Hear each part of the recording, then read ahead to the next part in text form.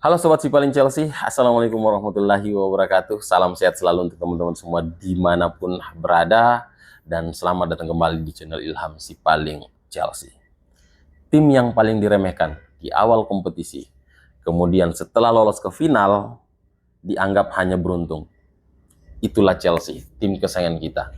Ya, jadi banyak sekali narasi yang beredar bahwa Chelsea lolos dengan mudah ke final karena hanya menghadapi tim dari Liga Brasil. Ya, mereka lupa kalau tim yang berada di final saat ini, baik Chelsea maupun Paris Saint-Germain, itu sama-sama mengalami satu kekalahan.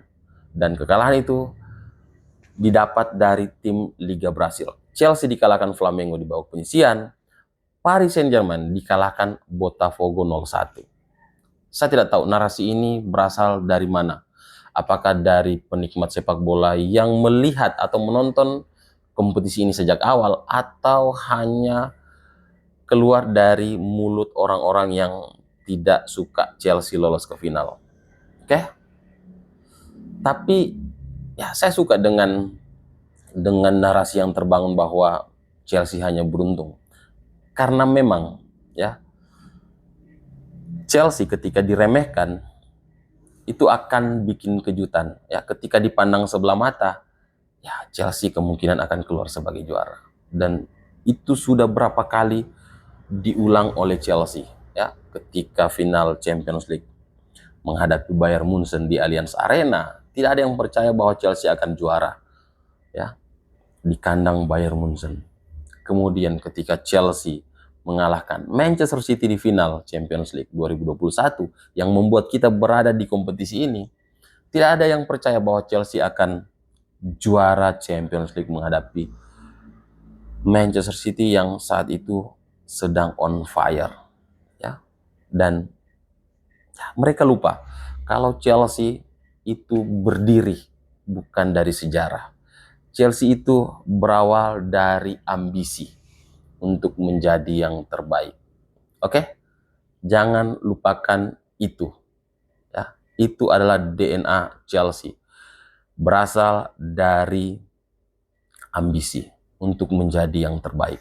Dan itu selalu dibuktikan oleh Chelsea. Ya, meskipun di musim-musim terburuk Chelsea selalu memberikan hal yang spesial untuk fansnya. Dan tahun ini bisa dibilang ya cukup buruk, tetapi Enzo Maresca membawa kita ke final 2 kali, Conference League dan juga Piala Dunia antar klub, bertemu dengan Paris Saint-Germain. Oke, dan saya berharap di final nanti ya, kita bisa tampil full team. Oke, Moises Caicedo berada di lini tengah ya, itulah satu-satunya yang paling mengkhawatirkan ya, karena Moises Caicedo itu jalan pincang ya ketika keluar dari lapangan saat menghadapi Fluminense di semifinal ya. Kemudian ya kita berharap bahwa Robert Sanchez ini bisa tampil lebih baik lagi ya. Agak apa ya, agak nyesek ya melihat Chelsea tidak mendatangkan atau gagal mendatangkan Mike Maignan dari AC Milan. Padahal hanya mengeluarkan 20 juta euro atau 25 juta euro untuk Mike Maignan, Chelsea menolak ya. Apakah mungkin mereka menginginkan Mike Maignan dengan status bebas transfer di musim depan? Saya tidak tahu, tapi ini menurut saya adalah bentuk kegagalan Chelsea mendatangkan kiper berkelas dunia.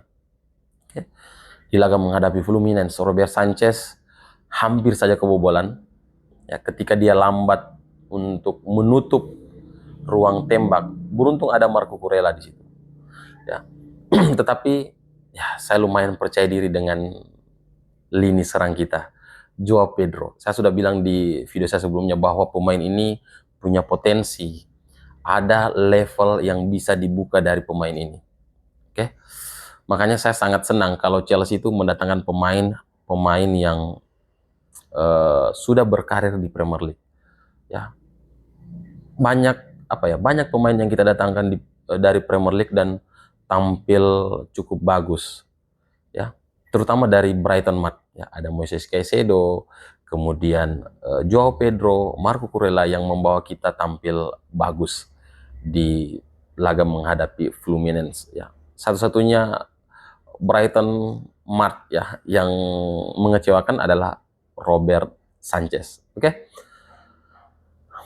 Sejarah Chelsea mendatangkan pemain dari Premier League,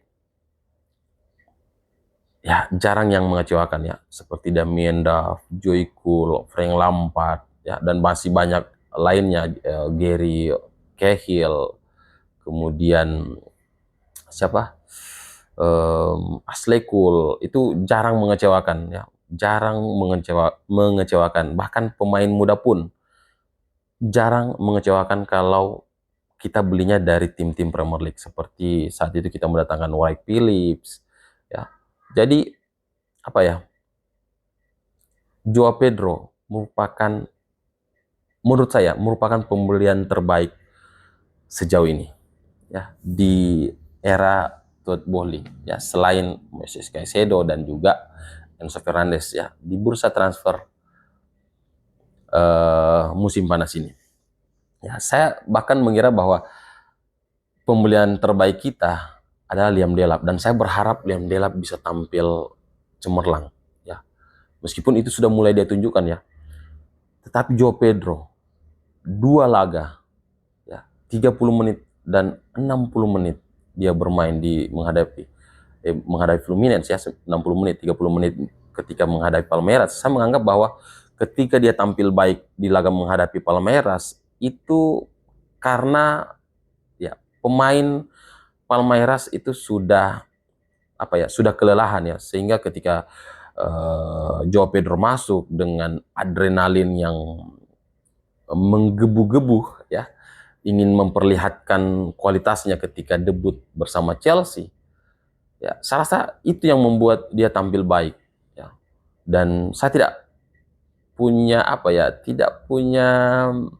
prediksi bahwa dia akan tampil bagus ketika menjadi starter, dan dia membuktikan 2 gol spektakuler yang mengingatkan kita ke legend kita Didier Drogba yang tidak pernah berlama-lama dengan bola, ya. Ketika bola di kakinya dia langsung melihat ke arah gawang, ya, mengambil keputusan, entah itu melakukan shooting yang keras atau shooting yang terarah. Dan Joao Pedro melakukan keduanya, shooting yang keras dan terarah di gol pertama, kemudian shooting yang keras di gol kedua. Luar biasa pemain ini. Dan saya berharap untuk teman-teman fans Chelsea lainnya, kalau kita dikasih nikmat juara Piala Dunia antar klub, ya, kita jangan sombong, ya. Kita jangan terlalu overconfident, terlalu percaya diri menatap musim yang akan dimulai, ya. Jangan terlalu percaya diri, ya. Tetap kalem, ya, seperti fans Chelsea seharusnya. Oke, teman-teman, terima kasih sudah menonton video ini sampai akhir. Saya Ilham si paling Chelsea. Assalamualaikum warahmatullahi wabarakatuh.